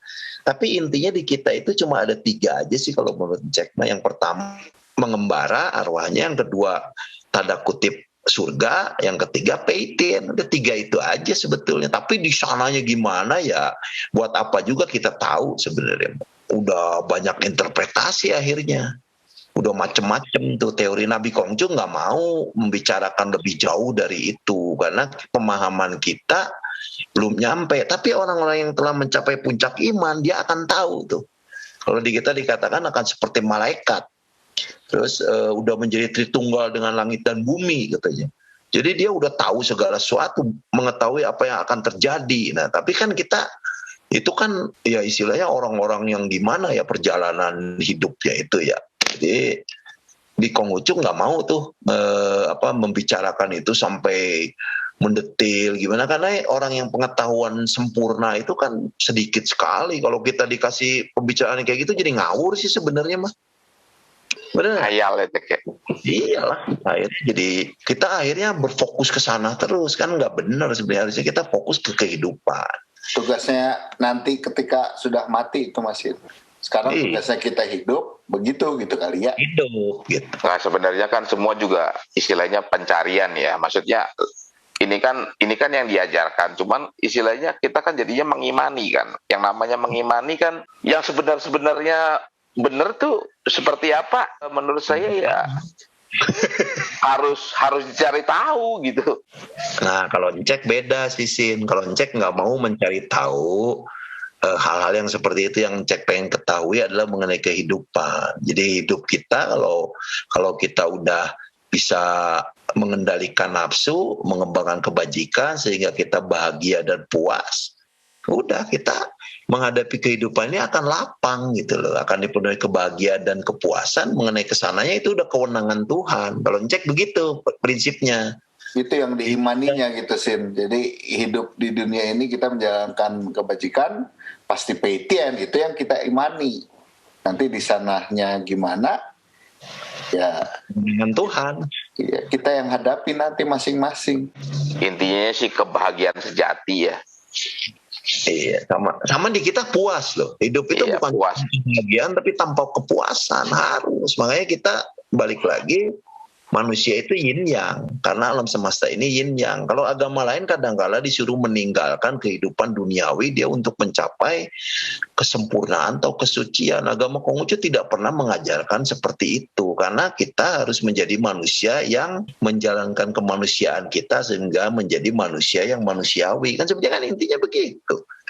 Makanya kayak tadi Kokong Yok mengatakan bahwa kita jangan, kalau kita Cingco itu nanti mengharapkan pengen ini, pengen itu, malahan jadi ngaco. Tapi kita sebenarnya harus berfokus terhadap proses. Hidup itu jangan selalu mengharapkan hal-hal yang seperti itu. Malahan kita malah jadi nanti timbul ketidakpuasan. Kalau kita berbuat kebajikan aja sekarang ya, mengharapkan pengen masuk surga, itu sebetulnya udah menjadi satu gimana ya, jangan-jangan tanda kutip nafsu kita sebetulnya yang mempengaruhi kita. Mestinya enggak begitu gitu, karena bisa kekecewaan yang tadi yang didapatkan itu. Fokus pada proses bukan tujuan ya. Tapi kita tahu tujuannya apa, hasilnya itu apa gitu. Itu yang kita yakini dengan iman kita kan. Tapi kita berproses apa di dalam prosesnya itu kita terus, makanya disebut terus membina diri, membaharui diri dalam kehidupan itu. Nah, orang-orang Konghucu seringkali terjebak oleh pandangan-pandangan agama lain gitu loh. Padahal kita berproses itu untuk menuju yang tadi kita katakan ya kan, Peiden gitu loh, seperti itu. Kalau logikanya orang ateis sih kayak gini, Cek. Logikanya orang ateis ya, nggak percaya ada ya Tuhan kan. Kalau kita percaya hanya karena percaya, berbuat baik segala macam, ntar di sananya nggak ada, zong dong gitu, ya kan? Logikanya orang ateis kan pasti begitu. Benar nggak? Ya orang ateis mah nggak percaya Tuhan sih ya udah proses alam aja seperti ini terjadi. Dia udah nggak, ya setelah itu kemana ya nggak tahu lah, nggak ngurusin dia mah. Nah maka dari itu istilahnya jadinya kenapa sampai timbul banyak juga orang-orang yang istilahnya pencarian jati diri segala macam dan pencarian kebenaran sejati kan gitu kan. Dia mau tahu gitu sebenarnya ini di dunia ini nih, kalau diimani, iman itu hanya percaya atau, karena antara iman sama kepercayaan tuh kan agak beda. Belief sama faith kan beda, Cek. Kalau dalam Konghucu, iman itu ketulusan sebetulnya. Rasa tulus kita menjalankan sesuatu itu iman. Di kita begitu, bukan masalah percaya sebetulnya. Bukan gitu. Belief ya berarti ya. Kan jadi tulus gitu. Ceng itu kan sebenarnya tulus ya. Jadi ketulusan hati kita mengikuti firman. Firman itu dalam arti watak sejati kita. Orang yang beriman itu adalah orang yang dengan tanpa dipikir-pikir lagi, perbuatannya telah selaras dengan watak sejati dia, sehingga dia hidup dalam tahu. Kalau iman di kita tuh seperti itu pemahamannya. Jadi bukan kita melakukan sesuatu tidak ada pertentangan batin, ya kan begitu kan, Cek? Ya, tulus. Jadi bukan mengharap sesuatu pamrih. Di kita nggak begitu. Kalau cek ke mahasiswa selalu ngajarinnya, selalu bertanya ke mereka, kalian dikandung sama mamah kamu berapa bulan? 9 bulan 10 hari. Kamu selama di dalam kandungan itu suka ditagih nggak bahwa lu mesti bayar nyewa 9 bulan 10 hari? Cek sering tanyain begitu, lu di plasenta tuh dapat makanan dari mamamu, lu ditagih nggak?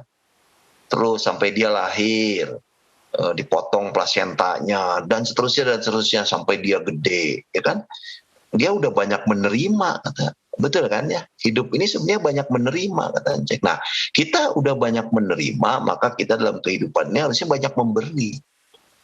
Jadi kita tidak berfokus terhadap hukum sebab akibat atau hukum tabur tuai, tetapi karena rasa syukur kita udah banyak menerima dari orang tua kita, dari alam, dari sesama kita, makanya dalam kehidupan ini gimana kita berupaya memberi gitu. Sebetulnya gitu. Sehingga dengan begitu itu timbul rasa ketulusan. Kalau kita membantu keluarga, keponakan, jangan pernah kita mengharapkan suatu hari keponakan kita akan balas budi ke kita. Kalau itu udah bukan kebajikan lagi sebetulnya. Nah, biarin kalau kita udah bantu dia ternyata keponakan kita nggak balikin ke kita, it's okay. Wong kita memang melakukan kebajikan kok. Karena kita melakukan kebajikan karena kita udah banyak menerima sehingga kita bersyukur dalam kehidupan ini. Sebenarnya gitu kalau cek ngajarinnya begitu. Nah itulah iman sebetulnya, kita beriman sebetulnya. Jadi bukan berfokus pada hukum tabur tuai. Karena kalau kita selalu berfokus begitu akan kecewa sebetulnya. Gue kasih ini, lu harus balas begini. Nggak begitu. Mungkin hukum itu berlaku, tapi nggak perlu kita pikirin gitu. Sebenarnya gitu loh, Sin, kurang lebih. Jadi iman di kita tuh benar-benar satu ketulusan ya, benar-benar akhirnya rasa syukur. Rasa syukurnya bukan sekedar diomongin, ya memang mensyukuri kehidupan sebagai anugerah dari Yang Maha Kuasa ya kan, melalui kedua orang tua kita. Maka dalam spirit kita itu selalu ingin memuliakan orang tua kita, nggak mau memalukan orang tua. Ingin memuliakan Tuhan, nggak mau melanggar hukum Tuhan, gitu loh. Karena apa? Karena kita ingin memuliakan, bukan kita mengharapkan sesuatu. Beda spiritnya sih. Ya kan, kalau kita Setuju. Ya kalau kita spiritnya selalu mengharapkan nanti pahala gua begini, nanti ditimbang, nanti aku masuk surga, masuk apa. Wah repot ya, nanti pada saat kita datang ke sana ternyata kalau Sin tadi ngomong ada level-level di alam sana, kita nggak nyampe surga, kita kecewa di sana. Tapi kalau orang Konghucu mesti nggak kecewa gitu. Jadinya Gondoruo ntar cek. Nah itu. Karena penasaran loh. Iya. Ya, jadi memang agak beda sih ya. Kalau makanya kenapa tadi Cek Kongjok selalu ngomong bahwa kita mah agamanya ya hakikat gitu loh. Sesuatu yang ya hakikinya seperti itu gitu loh. Jadi bukan ya yang kadang-kala akhirnya dianggap sebagai bukan agama ya, karena ajaran sangat universal sih akhirnya. Harus dibikin hadis sih Cek. Biar lebih banyak penjabarannya. Malah jadi ngaco nanti. Timbul aliran baru yang justru nanti salah.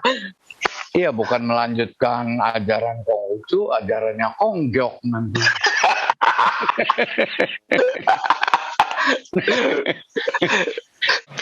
Di kita dikasih kebebasan orang tuh untuk berpikir, karena kebebasan memilih sih ya. Di kita akhirnya bukan menjadi dogma-dogma yang digariskan seperti itu, yang dari zaman ke zaman mesti diubah gitu lah. Itu dari ajaran Konghucu nggak seperti itu gitu.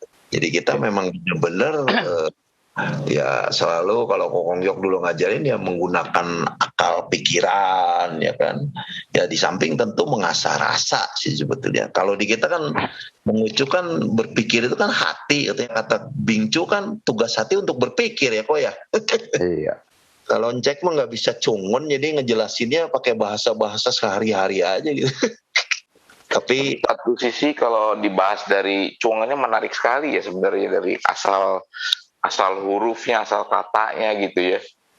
Ya makanya sebetulnya kalau kita belajar agama Konghucu secara biasa aja lah, umum lah kayak gitu, kelihatannya hanya mengandung unsur im. Tetapi seperti yang tadi saya katakan, saya jelaskan, sebetulnya mengandung unsur juga yang, jadi antara jasmani juga keilmuan rohaninya. Cuman kan tidak dijelaskan di dalam sesu itu, nggak ada. Itu tergantung orangnya lah.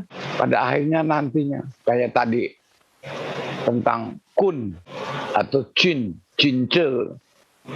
Cin kan sebetulnya artinya pejabat. Nah, itu kan cin. Ini ko, mulut. Ya kan? Sebetulnya ini gambar orang yang pakai topi pejabat. Gitu.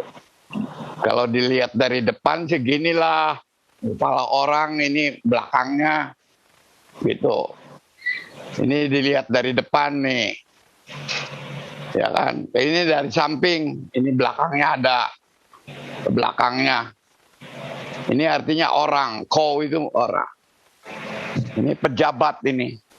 Artinya penguasa yang punya kekuasaan, punya kemampuan. Nah, jadi cince itu bisa diartikan sebagai orang yang berbudi pekerti, sekaligus orang yang punya kemampuan, punya spiritual lah gitu. Itu secara spiritualnya gitu. Ya ini nggak ada di dalam sesu. Sama seperti tentang yen, omongan. Kan gitu. Omongan. Ya ini omongan siapa? Ini Tianming ini, omongan Tuhan. Kalau tidak mengerti omongan Tuhan, nggak akan pernah mengerti tentang kemanusiaan. Jadi pemahaman lahiriah dan pemahaman rohania, pemahaman spiritual dan dunia nyata. Tapi ini kan nggak diceritakan. Jadi ayat-ayatnya sih biasa-biasa aja. Jadi arti tersirat di kitab yang hilang ya Cek ya? Bukan ada yang hilang, itu hanya bisa dipahami kalau kitanya belajar, mengerti, terus digali, diteliti, nggak cukup hanya dengan seperti tulisan gitu aja. Tidak tahu firman, tidak akan bisa menjadi seorang cince. Orang yang berbudi luhur itu harus mengerti tentang firman. Karena nanti tingkah lakunya orang yang baik gitu. Lebih dalamnya, kalau orang mengenal firman Tuhan, akan menjadi seorang yang berkuasa. Artinya memiliki kemampuan. Gitu maksudnya. Jadi mempunyai pengertian ganda kan? Iya Cek, dalam. Sama dengan ini, tidak tahu kata-kata, tidak akan mengenal manusia, tidak tahu tentang manusia. Ya kan? Jadi dengan mengenal kata-kata berarti, nah maksudnya kata-kata ini terhadap sesama manusia harus ngomongnya yang baik lah. Tidak membuat orang jadi marah, tersinggung atau apa. Nah, kita mengerti manusia kalau kata-katanya buruk ya orang marah kan. Tapi lebih dalam lagi, kalau orang tidak mengenal kata-kata Tuhan atau sama aja dengan Tianming gitu, ya tidak akan mengerti tentang kemanusiaan. Jadi untuk mengerti kemanusiaan itu bukan hanya nafsu gitu, tapi ada sesuatu yang baik dari Tian itu. Makanya kita harus setia. Kalau nafsu mah nggak diceritain. Sebab itu mah sesuatu yang sudah melekat dalam diri setiap makhluk. Bukan hanya manusia. Binatang juga sudah melekat itu dengan badannya gitu. Sesuai tuntutan nalurinya. Ya kan? Tapi kalau manusia harus dengan ini. Dengan firman Tuhan. Baru disebut manusia yang beri kemanusiaan. Sok coba kamu pahami dari bahasa biasa yang tidak mengenal perkataan, tidak mengenal manusia. Bingung kan sebetulnya perkataan apa maksudkan? Maksudnya kata-kata yang baik sebetulnya ini terhadap manusia itu kalau kita keluar kata-kata yang asal-asalan gitu, tidak tahu kata-kata. Jadi kata-kata yang baik maksudnya. Dia tidak mengenal manusia. Manusia kan yang harus dihormati, saling menghormati, saling mencintai. Ya kan ada tuh ayatnya. Jadi ini yen ini adalah bahasa zaman dulu. Kalau zaman sekarang jarang dipakai nih. Adanya sohwa, omongan kan, bicara. Ye aja jarang. Ye itu sabda kan, yang huruf Y itu kan, sabda itu kan kayak huruf J tapi kotaknya lebih kotak. Kalau J-nya matahari itu panjang ke bawah. Nah ini sabda ini, ucapan ini jarang dipakai zaman sekarang. Ini jarang. Jadi ini kata-kata zaman dulu semua. Perkataan ini tuh. Jadi kalau so ngomong itu ini dibawa. Tuh, ini dibawa. So ngomong ini. Iya, jadi lebih pas kata-kata itu lebih ke firman. Iya, sebetulnya tapi tetap orang zaman sekarang pada umumnya menerjemahkannya kata-kata, ucapan. Tapi sebetulnya ke dalam laginya sih kayak gini aja, iman. Jadi ini sebelah kirinya sama gitu, tapi ininya sempurna. Sebelah kanannya. Kata-kata yang sempurna. Kenapa jadi ketulusan hati? Ya kan? Atau iman. Kenapa begitu terjemahannya? Jadi pengertiannya bukan kata-kata di sini. Karena orang yang beriman itu nggak cukup dengan kata-kata gitu. Dengan ucapan. Jadi sempurna mendengar kata-kata dari Tien gitu, firman Tuhan. Nah, ini kan sebetulnya aslinya sama lurus gitu, garisnya 4. Ini mewakili Jin Giliti. Jin Giliti adalah Sing. Sing adalah Tianming gitu. Itulah ketulusan hati. Jadi ya mengenai huruf ini sih kita belajarnya nggak usah pengen belajar Mandarin, nantinya repot, ngertinya lama nanti. Dan kadang saya menjelaskan tadi aja bahwa setiap ayat itu nggak melulu pengertiannya secara nyata gitu, bisa juga mengandung spiritual gitu. Gitulah intinya mah kayak gitu. Bahayanya yang belajar Mandarin juga suka jadi ngaco. Soalnya dia ngelihat bahasa Mandarin ini dari kamus yang baru, makanya jadi beda pemahamannya. Bahasa umumnya. Iya, itu sering kok. Makanya kalau ilmu yang tinggi-tinggi itu orangnya harus lebih giat lagi belajarnya. Nggak boleh hanya sekedar satu kitab aja. Ini kan zaman dulu dibikinnya. Orang membacanya zaman sekarang. Kan udah berubah aja. Iya, udah Chungwon udah ada perkembangannya udah lebih dari 6 perubahannya. Ya iya, makanya pusing kan. Berubah. Ya sekarang mah kita belajar apa adanya lah menurut buku ini. Iyalah. Ini juga sudah bagus ya sebagai tuntunan hidup. Jadi memang orang zaman dulu hebat. Sebetulnya luar biasa gitu. Soalnya kalau kita mesti belajar Chungwon dulu perlu berapa tahun, nggak bisa apa-apa mah. Nggak, iya. Bertahun-tahun belum tentu ngerti juga. Iya. Udah ada Indonesianya, baca Indonesianya dulu, nanya kan bisa Chungwon. Buat memperdalam. Kalau mau mendalami menarik sih. Menarik, Cek. Menarik dan pertanyaan-pertanyaan sebenarnya bisa dijawab sih sebetulnya. Cuman nih kita sayangnya sedikit yang mendalami.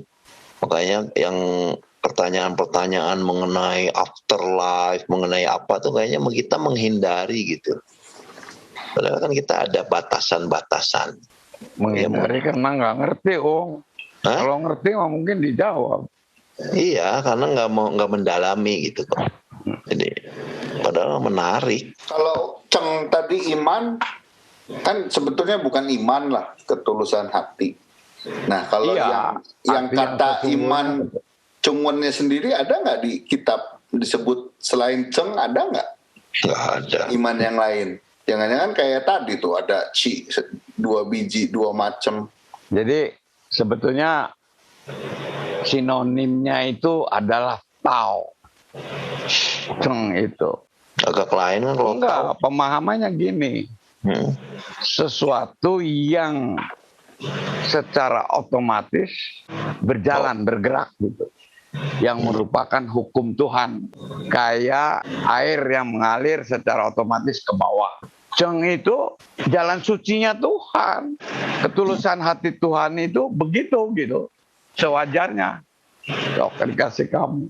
Gitu maksudnya sih, sebetulnya sih. Ketulusan hati itu, jadi kalau dikaitkan dengan manusia kan dengan hati. Sebetulnya kalau Tuhan kan Gak punya hati sebetulnya, Mak. Jadi untuk mempermudah memahami pengertian oleh manusia gitu.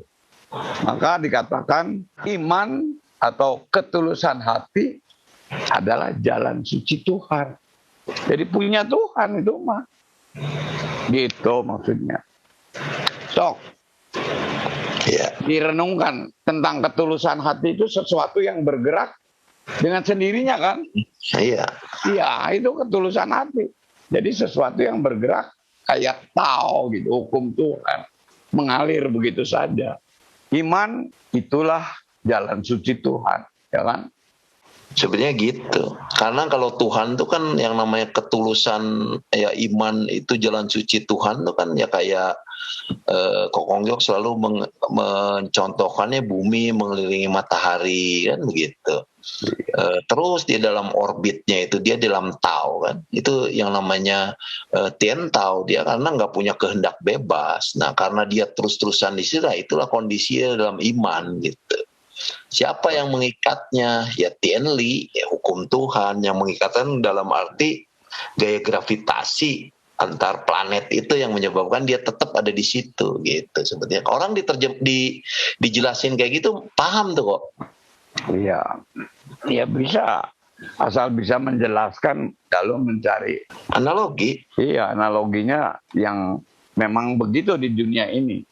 Gitu. Jadi manusia itu karena punya kehendak bebas, dia punya nafsu, keinginan, dia punya bebas memilih. Tapi sebenarnya dia kan punya yang namanya rentau. Gimana dia hidup di dalam Tao? Nah hidup dalam Tao itu kan diikat oleh hukum Tuhan. Nah pada saat kamu terus hidup di dalam Tao itu, ya kamu iman. Kan sebenarnya gitu. Gimana caranya ya? Dengan otomatis mengikuti watak sejati kamu terus-terusan dengan, nah itu yang perlu dilatih ya, dengan membina diri. Kalau saya sih ngomong ya lakukan 3 aktivitas dasar. Apa? Belajar, untuk membina diri ya, sembahyang, mencingco.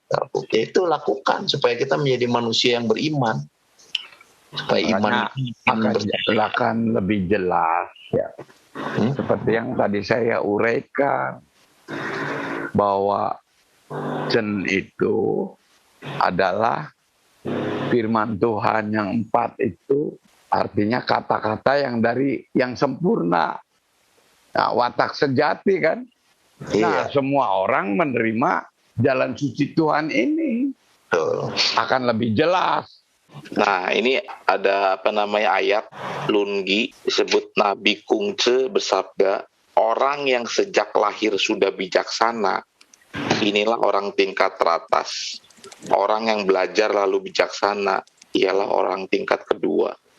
Orang yang setelah menanggung sengsara lalu insaf dan mau belajar, inilah orang tingkat ketiga.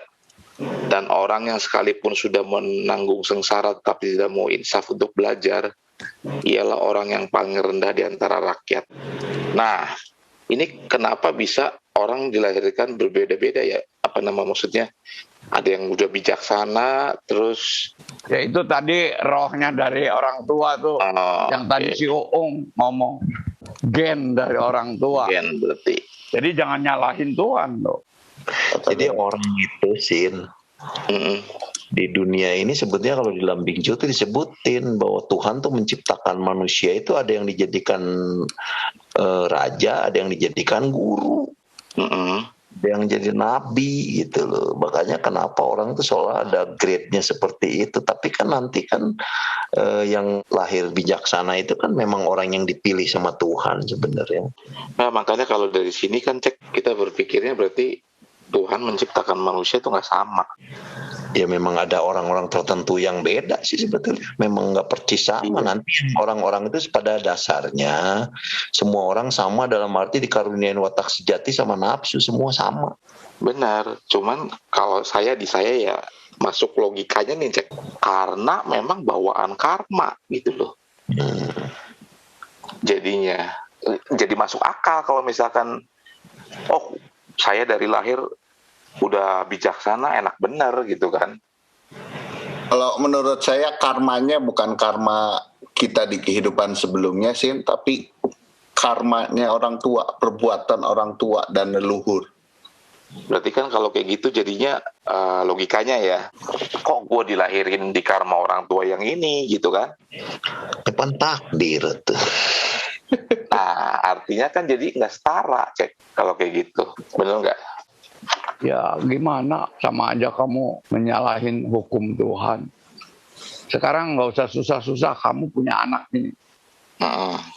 Halo, anak ini gimana nih nantinya? Ya kan? Jangan kamu ngomong manusia yang sudah jadi. Kok rasanya Tuhan nggak adil ya? Padahal itu justru yang paling adil itu begitu. Karena semua berjalan sesuai dengan proses hukum ketika dari dalam perut. Nah, dalam perut juga kan ada proses makanan, gizi yang itu ada hukum-hukumnya kan. Agar menjadi anak yang cerdas atau anak yang nakal, anak yang baung. Kan? Belum tingkah laku ketika dalam kandungan. Ya kan? Itu jangan dikira loh. Ketika di dalam kandungan, semua pikiran daripada ibunya itu terserap menjadi, nah itu cing, nah inti daripada ketika itu terserap kepada anak-anak, termasuk makanan, bukan hanya yang masuk ke mulut, tetapi yang ada di pikiran orang tua, kelakuan, perbuatan itu terserap semua. Itu kan rumit kalau bicara gitu, padahal itu hukum Tuhan itu.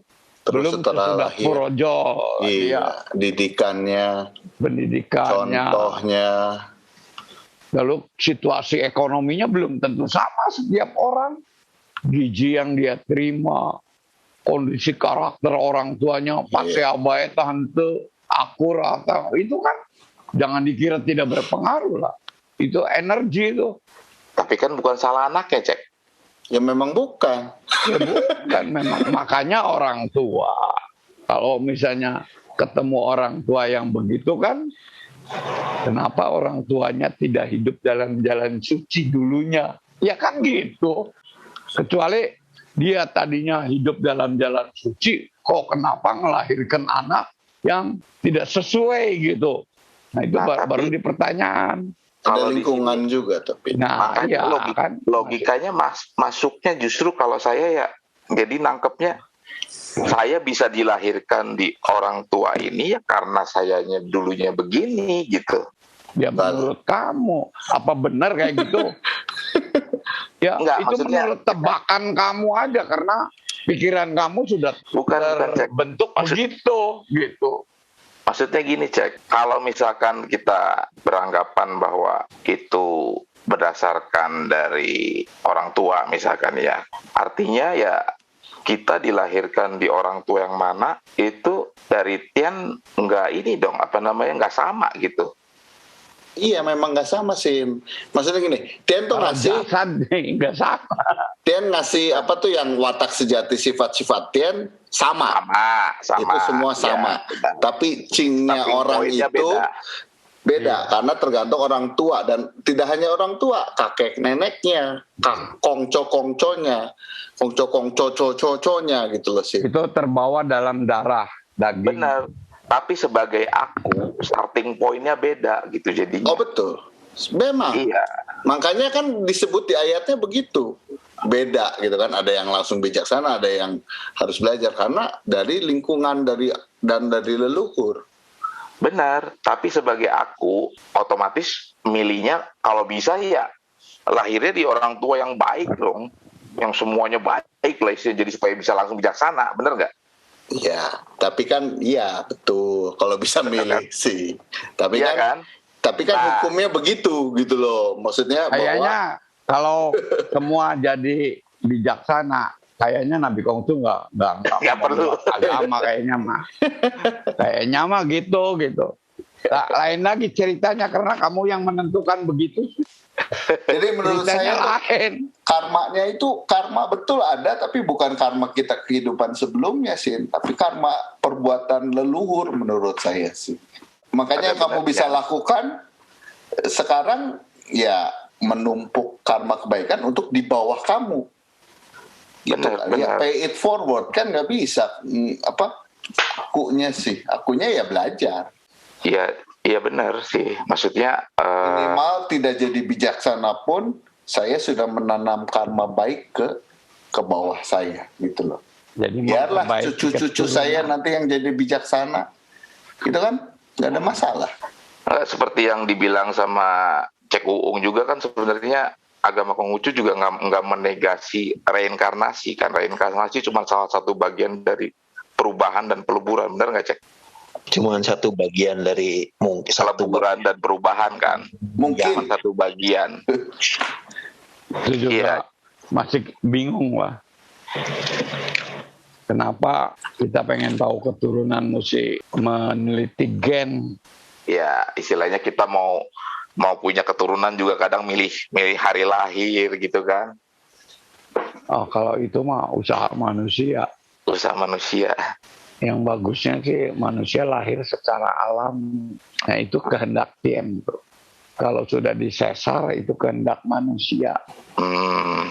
Ya kan beda kan? Benar. Pengennya cari hari yang bagus supaya anak. Bener bagus nggak? Belum tentu. Siapa tahu kalau kehendak Tien nanti bagus malah. Tetapi didahului oleh kita. malah jadi lapur, nggak berlaku. Man belum tidur, Man. Nggak ngantuk. Sekarang nggak ada kegiatan, jadi ya begini kok. Kalau ada yang diskusi gini dengerin seneng kok. Nggak ngantuk. Biasanya udah tidur. Ya berarti masih peduli ya. Haus ya Man ya. Cuman memang gini apa yang tadi kita diskusiin, diobrolin, itu kalau kita jelasin ke umat umum, pusing Ya. Kitanya tambah pusing ngejelasinnya juga. Betul. Sebetulnya makanya mesti belajar penjelasan sebetulnya gimana supaya tantangan kita tuh menggunakan bahasa awam. Kita kadang-kadang anggap orang tuh pengen mendalami sampai gimana, sebenarnya enggak. Dan bahasa-bahasa yang sederhana mereka baru iya ya kayak begitu, sebenarnya gitu. Makanya harus belajar khotbah. Nah dari sana kita akan menemukan bagaimana cara menjelaskan. Kalau kita nggak pernah ngomong ya cuma ngerti sendiri saja, nggak pernah dipraktekkan. Iya. Perlu. Kalau saya sih terus terang ke mahasiswa saya jelasin yang gini-gini sebenarnya. Iya betul. Jadi bukan cuman di kulit, bukan cuman di ritual gitu Cek. Bukan cuman istilahnya dengerin sabda tapi nggak ngerti artinya gitu sebenarnya. Artinya ngerti kulitnya doang gitu. Betul. Karena ajaran Konghucu justru mengembalikan orang-orang yang agnostik itu jadi orang Konghucu sebenarnya, karena mereka nggak memperoleh jawaban dari agama lain soalnya. Kalau manusia semua bumi yang diciptakan Tuhan, yang menciptakan Tuhan siapa? Ntar pertanyaannya begitu Cek. Kamu mikirnya Tuhannya satu wujud, Sin. Iya. Personifikasi kan. Nah itu jawabannya. Ya itu kan jawabannya berarti. Iya. Karena Jangan berpikirnya mempersonifikasi kan. iya. Terciptanya alam semesta juga kan bukan cuma Tuhan diciptain begitu, hukum Tuhan yang berlaku sebenarnya. Dengan adanya hukum yin yang terus terjadi perubahan, peleburan, akhirnya jadi. Makanya alam semesta juga kan berubah terus sampai sekarang juga. Suatu hari mungkin bumi lenyap kali. Manusia yang lenyap, bumi sih enggak lah. Bumi mungkin bisa hilang tapi ada planet lain. Terus planet aja ada yang timbul, ada yang ada matahari suatu hari mungkin bisa mati kan, bumi otomatis mungkin hancur atau gimana kan, terus karena hukumnya yang berlaku. Jadi memang beda konsepnya gitu sama yang samawi. Ya tapi memang kita harus tahu jawabannya gitu. Pasti kan nanti balikin pertanyaannya gitu, siapa yang menciptakan Tuhan, ya kan? Iya.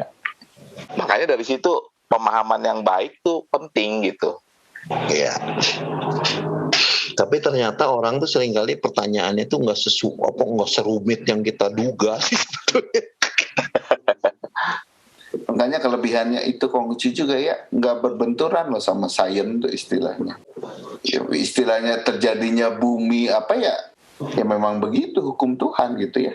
Misalnya ternyata terbukti Big Bang, misalnya terbukti secara konkret Big Bang yang terjadi menciptakan bumi, ya itu memang hukum Tuhan. Tuhan menciptakannya seperti itu gitu kan. Ya itu Makanya manusia. pola agama yang seperti dilakukan agama Samawi itu kenapa justru di dunia Barat dan Amerika itu jadi nggak laku? Karena di sana agama Barat bertentangan dengan sains sehingga banyak ditinggalkan. Ya sudah subuh. Justru yang terakhir kalau diedit bagus banyak orang yang senang kok. Iya justru. Yang artinya tentang kematian, kan itu tentang iman kan gitu. Bagus itu. Ya udah oke. Ya udah ya. Wah, itu tungtian. Yo, itu tongtian. Sen itu. Sen yuite.